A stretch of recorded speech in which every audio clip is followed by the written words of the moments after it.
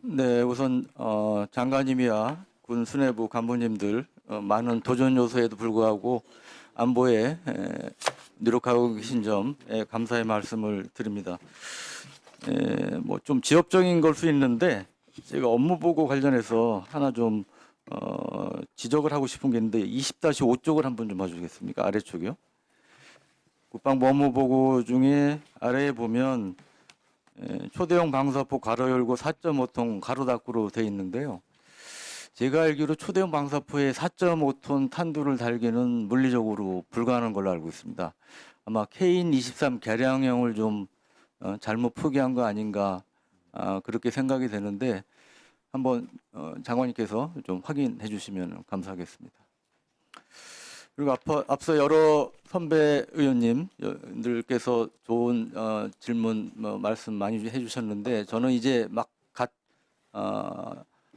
국회의원 생활을 시작한 초년병 입장에서 이런 말씀 드리는 게 좀 외람될 수 있지만 많은 사실은 안보 현안들이 있습니다. 그래서 적어도 국방위는 어떠한 정쟁적인 것보다는 정말 안보의 본질적인 중요한 사안에 대해서 논의를 했으면 좋겠다는 그런 생각에서 아까 장관님께서도 인사 말씀에 언급이 있었습니다만 북한이 최근에 공개한 신형 전술 미사일 250대 공개와 관련된 말씀을 좀 자세히 드리고자 합니다.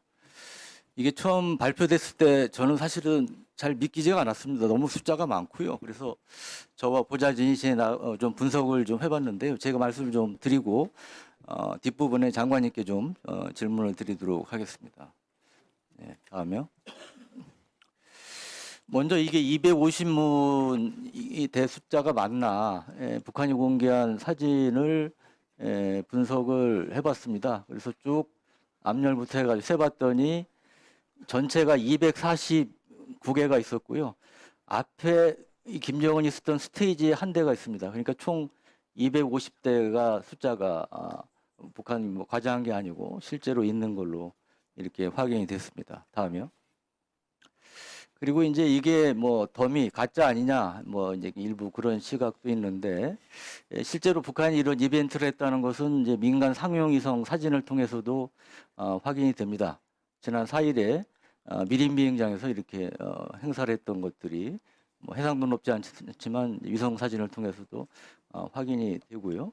그 다음에 이번에 이게 갑자기 툭 튀어나온 게 아니고 북한 나름대로 실제로 오래전부터 준비를 했다는 것은 지난 1월 10일 이 오른쪽 위에 보시는 사진이 지난 1월 10일에 김정은이 이 신형 전술미사일 행상공장을 격려 방문했던 지도했던 사진인데 이때도 수많은 이 발사대들 차량들이 보이고 있습니다. 다음이요. 이번에 이제 북한이 신형 전술 미사일이 발사 장면은 공개된 적이 있지만 실제로 이렇게 근접 사진이 공개된 거는 처음입니다. 근데 이게 전에도 이제 언론에 좀 보도가 됐습니다만 우리 이제 북한 장사전폭 헬린 한국형 전술 지대진 미사일 KT-준과 유사할 것이라는 추정은 있었는데 실제로 비교를 해보니까 매우 흡사합니다. 길이 직경도 거의 같고요. 길이만 이제 우리 KT-준에 비해서 약간 짧은 걸로 추정이 됩니다. 이를 보면 이거 혹시 해킹인 거 아니냐 뭐 이런 의혹도 일부에서 제기될 수 있을 것 같은데요. 그 부분은 장관님께서 한번 좀 추적 확인을 해주시면 좋겠습니다. 물론 뭐 뒷부분 노즐이나 이런 건 좀 차이가 있기 때문에 다르다고 볼 수도 있겠습니다만 확인이 좀 필요한 부분으로 보여집니다. 다음이요. 그리고 이제 우리가 이게 이제 위협적으로 봐야 될 것은 소형 이 전술 핵탄두, 화산 31형이라고 불리는 이 핵탄두를 이 신형 전술 미사일에도 장착이 가능하다는 점입니다. 화산 31형 직경이 45에서 5cm 정도로 추정이 45에서 50cm 정도 추정이 되기 때문에 직경 62cm로 추정되는 신형 전술 미사일에 충분히 탑재가 가는 것으로 판단이 됩니다. 다음에요.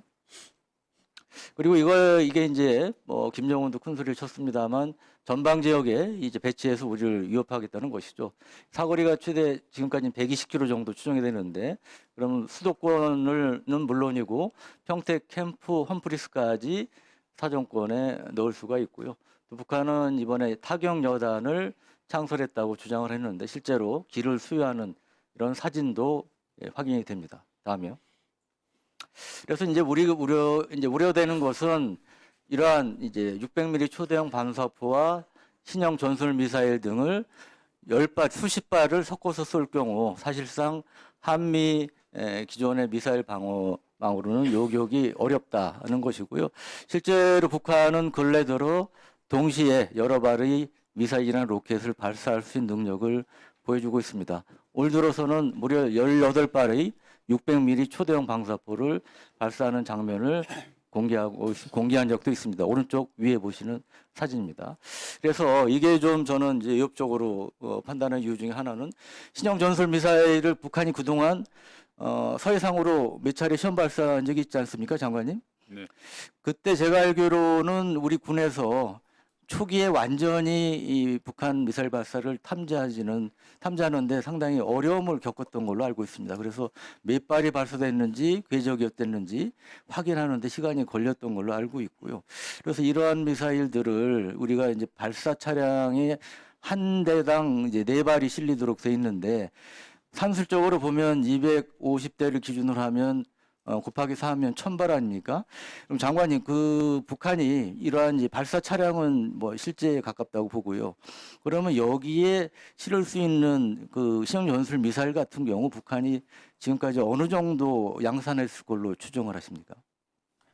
지금 양산을 지금 완전히는 못했고 하고 있는 중인 걸로 평가하고 있습니다. 네, 제가 볼 때 그래서 이에 대한 방어 수단이 사실은 우리 청공투나 뭐 패트리어트 같은 게 있습니다만 워낙 숫자가 많기 때문에 가성비를 따진다면 우리가 개발할 LAMD, 이른바 한국형 아이언돔이라고 불리는 이 LAMD를 조기에 전력화할 필요가 있다고 생각합니다. 제가 알기로는 지금까지 군의 계획은 2029년까지 LAMD를 전력화할 계획으로 알고 있는데 사실 너무 늦는 거 아니겠습니까? 1분 더. 감사하겠습니다.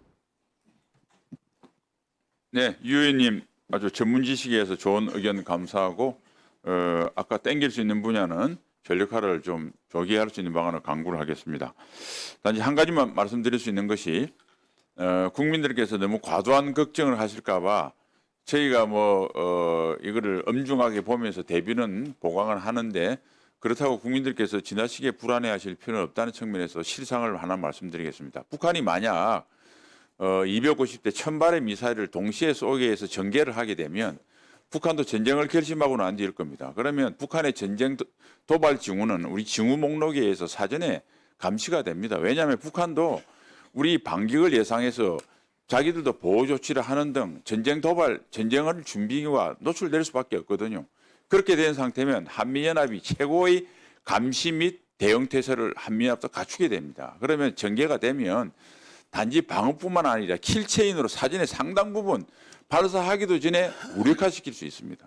그래서 우리가 방어만 있는 게 아니고 공격 수단도 다 갖고 있기 때문에 갑자기 아무런 준비 없이 이게 날라오면 어떡하지라는 것은 사실상 현실에는 있을 수 없다는 점을 국민들께서 염두에 두시고 하여튼 한미연합 방위태세로 국민들이 생업에 걱정이 되지 않도록 최선을 다하겠습니다.